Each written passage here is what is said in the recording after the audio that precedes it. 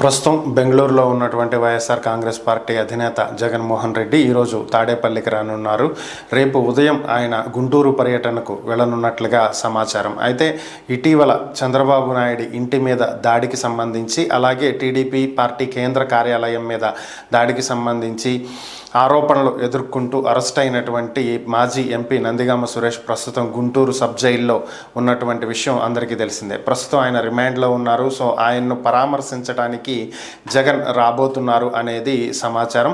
యాక్చువల్గా జగన్ లండన్ వెళ్లాల్సినటువంటి పర్యటన ఉన్నప్పటికీ కూడా ఆయన పాస్పోర్ట్ మీద ఇంకా స్పష్టత రానటువంటి నేపథ్యంలో 1 year వరకే రెన్యువల్ అంటూ ప్రజాప్రతినిధుల కోర్టు తీర్పు ఇవ్వటం, కాదు 5 సంవత్సరాలకు కావాలంటూ ఆయన హైకోర్టును ఆశ్రయించడం, ఈరోజు దాని మీద తీర్పు రానుంది. ఈ నేపథ్యంలోనే ఆయన పర్యటన వాయిదా పట్టడంతో తన పార్టీ నేత నందిగామ సురేష్ అరెస్ట్ అవ్వడంతో ఆయన పరామర్శించడానికి జగన్ ఏపీకి రాబోతున్నారు.